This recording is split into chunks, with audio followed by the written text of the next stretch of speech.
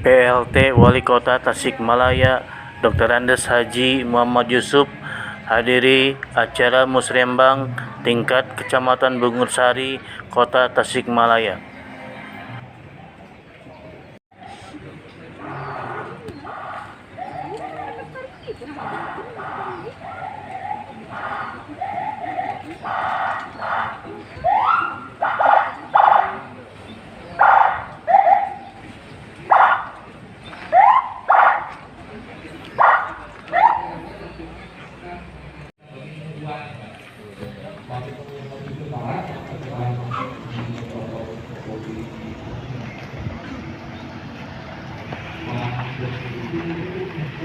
Kalau misalkan sudah yang penting ada SKP.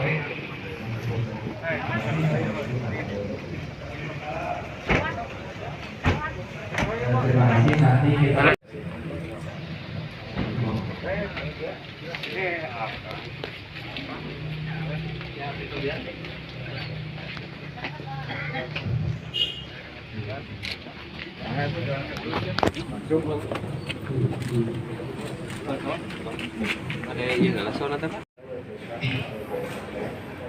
Assalamualaikum warahmatullahi wabarakatuh.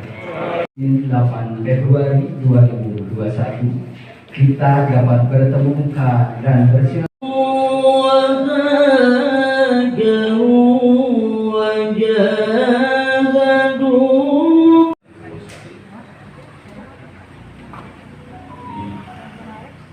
Pada saat musrembang pertama kali saya di kesempatan di refocusing tersebut kurang lebih 60% dengan mereka hilang. Wa bihi nasta'inu ala umuri dunya waddin. Wassalatu wassalamu ala sayyidina Muhammadin wa ala alihi. Bapak PLT Wali Kota Tasikmalaya yang kami hormati, pimpinan dan anggota. Salam sejahtera bagi kita semua. Bapak Anang yang hadir dan para pejabat bertingkat pemerintah Kota Tasikmalaya, hadir di sini Kepala Dinas Pangan, Kepala PLT Maskin, juga Kepala Dinas Tenaga Kerja. Bibit ikan terbawa arus tanpa kecuali si ikan lele. Musrembang perlu dilaksanakan serius, jangan pernah menganggap sepele.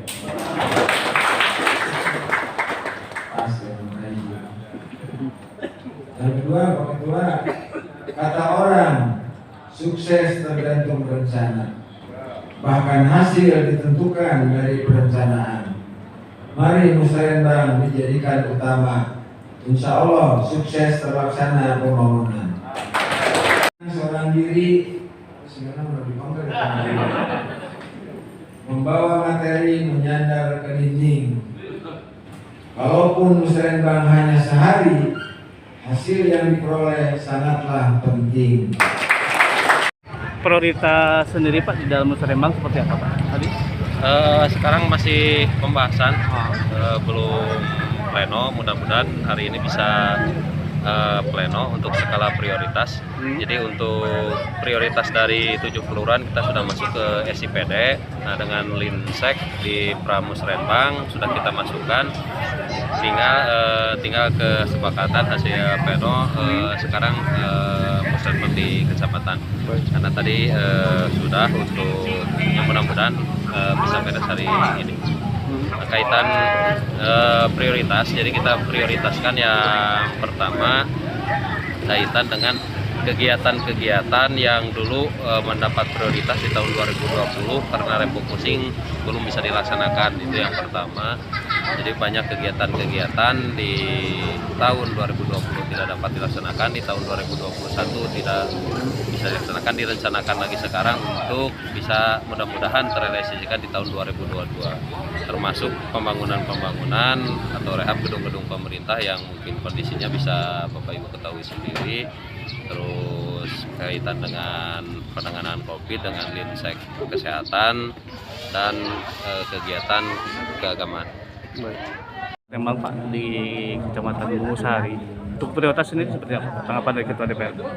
Ya, kan kita lihat Bungusari itu kecamatan yang terakhir ya, yang bungsu. Infrastruktur masih belum selesai, masih banyak. Terus lagi masalah untuk pemberdayaan ekonomi. Dengan tidak adanya banyak sawah-sawah yang diuruk dan sebagainya, itu mengurangi mata pencaharian masyarakat yang tadinya bertani. Artinya ini harus dipikirkan juga seperti apa untuk mendorong pemberdayaan ekonomi di Bungusari. Itu bukan hanya Baik.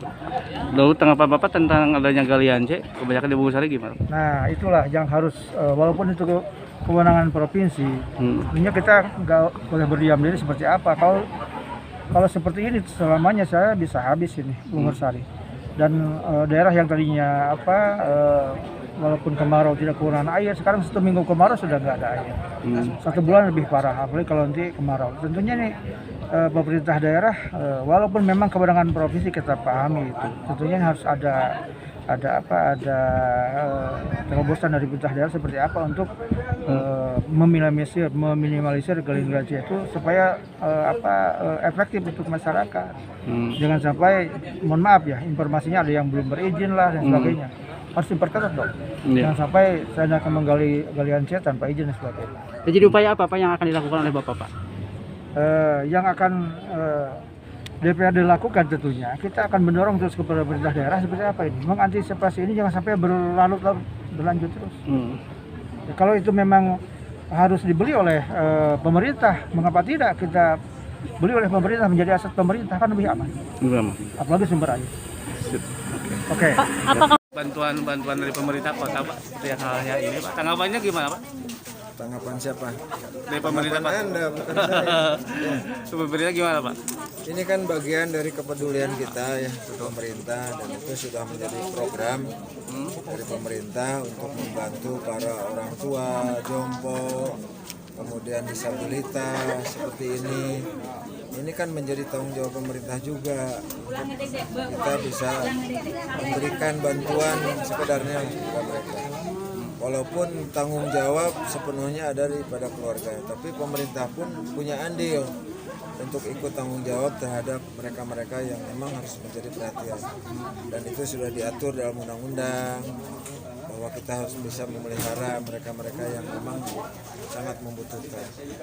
Jadi insya Allah kita akan konsen terhadap hal-hal yang terkait dengan penanggulangan mereka kaum disabilitas, kemudian jompo, termasuk warga miskin yang masih jadi konsentrasi kita ya.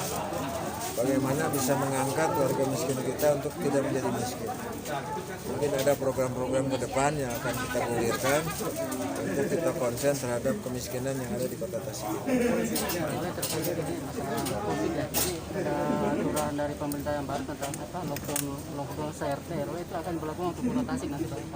Kita belum tahu, tapi ada wacana katanya ya. Ada wacana, ada karantina mikro. Ya. Apakah juga akan diberlakukan di Kota Tasik atau tidak gitu ya. Kalau kita lihat di daerah barat kan Bogor sekarang akan memberlakukan dengan moda transportasi ganjil genap. Kemudian Jakarta ada wacana juga 3 hari akan di lockdown. Tidak ada orang keluar masuk Jakarta gitu ya. Nah di kita juga belum tahu, kita tunggu edaran Pak Gubernur. Kalau edaran Mendagri mungkin setelah tanggal 8 masih tetap PPKM berjalan. Tapi kita nunggu dari gubernur dulu, baru kita akan bahas. Sekarang evaluasi COVID ini kami di pemerintah bersama Forkopimda itu sudah rutin sekarang mengevaluasi tiap minggu. Ya.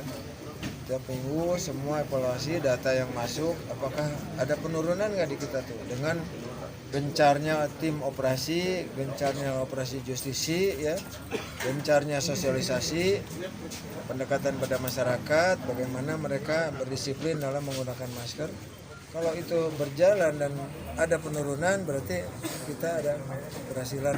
Tapi realitanya semakin kesini semakin trennya lebih positif terus meningkat Pak. Kata siapa? Ya. Turun, Pak. Zona oranye ya? Zonanya merah. Zonanya sudah oranye deh. Kasusnya Pak. Hanya dengan oranye itu kita harus tetap punya kewaspadaan yang sangat tinggi. Tapi juga kita jangan terlewat tentang pemulihan ekonomi. Jangan terlena ya Pak ya? Sehingga kemarin kan sudah mulai dilonggarkan sampai jam 8 pelaku-pelaku usaha itu. Kemudian saya dengar juga akan dilonggarkan lagi sampai jam 9. Nah ini juga ada keseimbangan antara penanganan COVID dengan persoalan pemulihan ekonomi kita. Oke. Dadang Suhendar, Aliansi Pewarta Giat Tasikmalaya melaporkan.